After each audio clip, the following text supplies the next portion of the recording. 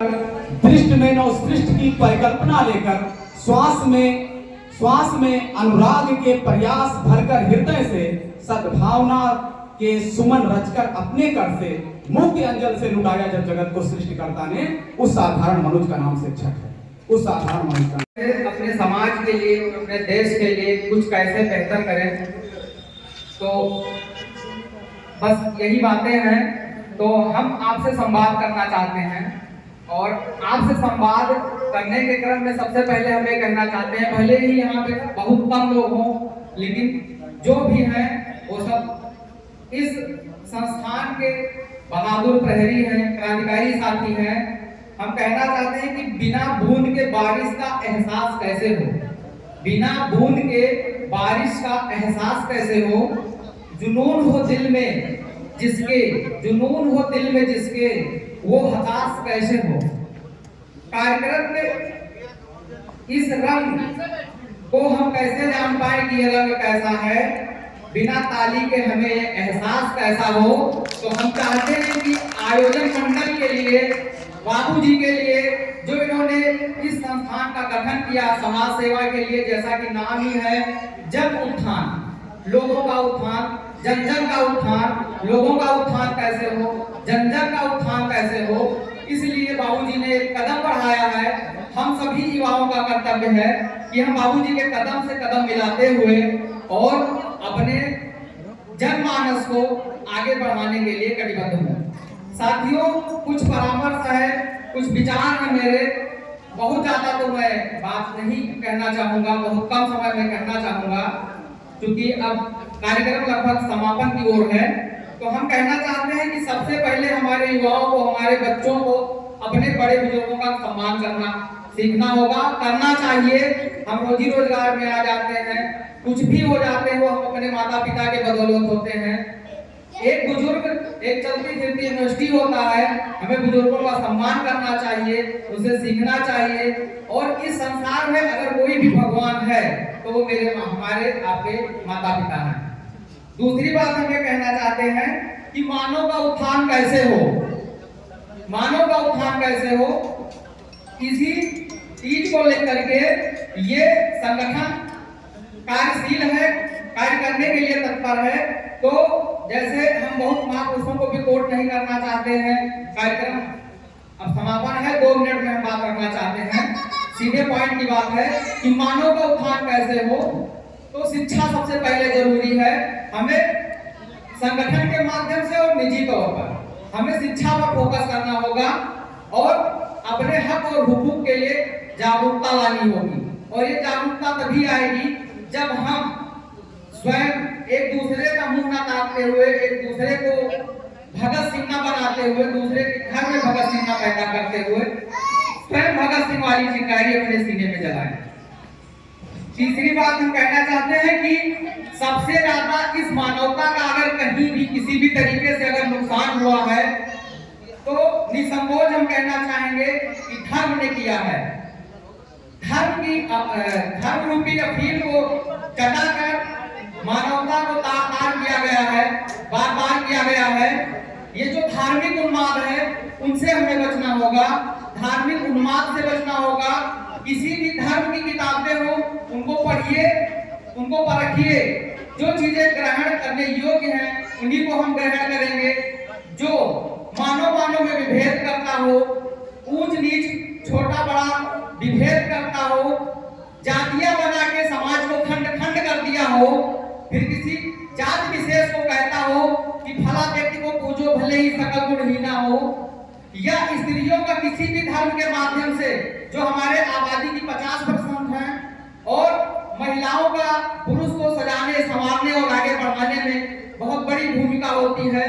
तो जो धर्म, जो पंथ, जो संप्रदाय स्त्रियों के शोषण की बात करता हो, स्त्रियों को असुरपस्या बना दिया गया हो, स्त्रियों को हाशिए पे खड़ा कर दिया गया हो, उस धर्म को, उस जाति को, उस संप्रदाय को और ऐसी विचारधारा को हमें लात मार देना चाहिए। आगे सिर्फ हम इतना कहना चाहेंगे, हमारे क्रांतिकारी साथी और हमारे बड़े भाई जैसे दिलीप कुमार जी को बहुत बहुत धन्यवाद। इनसे हमें प्रेरणा मिलती है कहीं ना कहीं हम मिशन में जुड़ने से पहले हम भी चरण वंदना में समर्पित हुआ करते हैं। यह कहने में मुझे कोई शर्म नहीं लगता है। भाई दिलीप जैसे साथी मिले, कुछ और क्रांतिकारी साथी मिले, मैं मिशन से जुड़ा और खुद समझ पाया कि मैं क्या हूँ, मैं क्या करने के लिए आया हूँ। साथियों, आगे अपनी बात क्रम में जारी रखना चाहता हूँ कि जैसे मानव का उत्थान कैसे हो, वैज्ञानिक परक सोच कैसे विकसित हो, हम जो खो गई है हमारी विरासत, हमारी सभ्यता, हमारी संस्कृति, हमारी भाषा, उसको हम पुनर्स्थापित कैसे करें। जैसे फला धर्मालय को खोदेंगे तो फला धर्मालय निकलेगा, वो ठीक है, लेकिन सारे धर्मालयों को खोद दिया जाए, उसके बाद देखा जाए कि कहाँ क्या निकलता है, तब तो ये ईमानदारी होगी, अन्यथा बेईमानी ही है।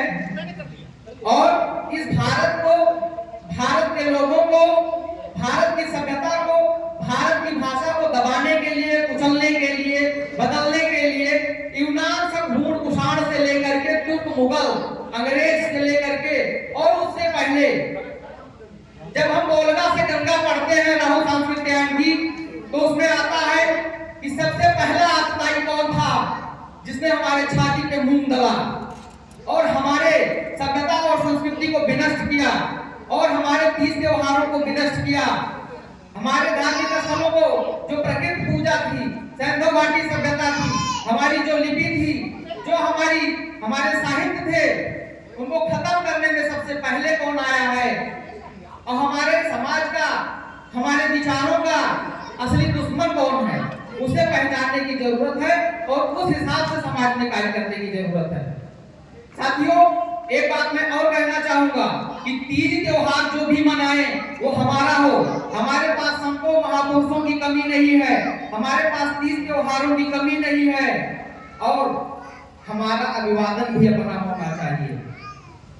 जैसे भारत हरिश्चंद्र जी का एक बहुत पहले, हमको लग रहा है 9वीं 10वीं में रहा होगा, एक भारत वर्षों उन्नति कैसे हो, तो उसमें छोटा सा प्रहसन था कि जूता किसका है, फलाने का, मोजा किसका है, फलाने का, पैंट किसकी है, फलाने की।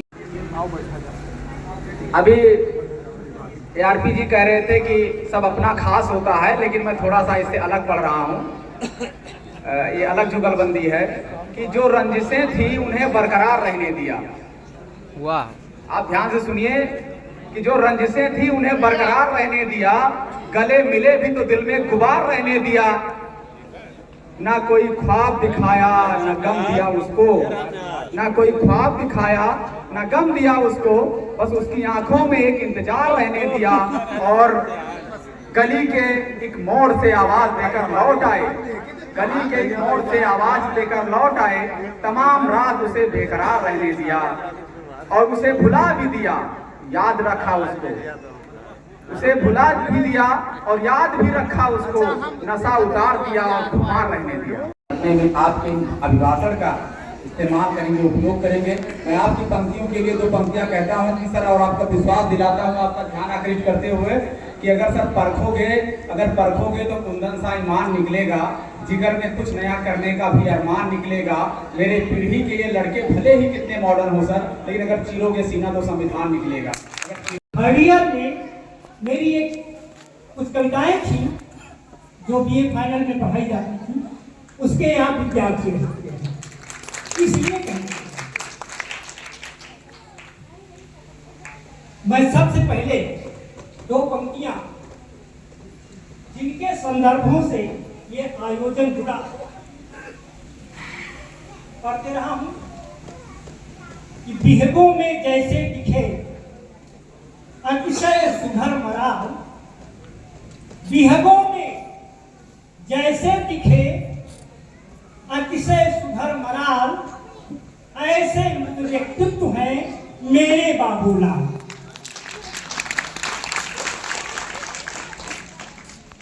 ऐसे मृत व्यक्तित्व हैं मेरे बाबूलाल।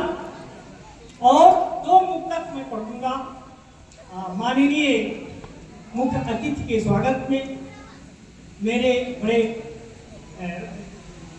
शुभ स्नेही हैं, शुभाकांक्षी हैं। कि मैं हूं चातक अगर तुम हो बादल प्रिय, मैं हूं चातक अगर तुम हो बादल प्रिय, और तुम हो बंसी अगर मैं हूं मादल प्रिय, और मैं हूं आनंद अगर तुम नयन हो मेरे, मैं हूं आनंद अगर तुम नयन हो मेरे, और मैं नयन हूं अगर तुम हो काजल। मैं नयन हूं अगर तुम हो काजल प्रिय। एक तक और पढ़ रहा हूं कि मैं तुम्हें चांद कहकर पुकारा करूंगा, मैं तुम्हें चांद कहकर पुकारा करूंगा, नयन भर तुम्हें मैं निहारा करूंगा, और तुम उतरो न उतरो धरा पर भले, तुम उतरो न उतरो धरा पर भले, किंतु मन में तुम्हें मैं उतारा करूंगा। धन्यवाद। बहुत बहुत धन्यवाद गुरुदेव। ये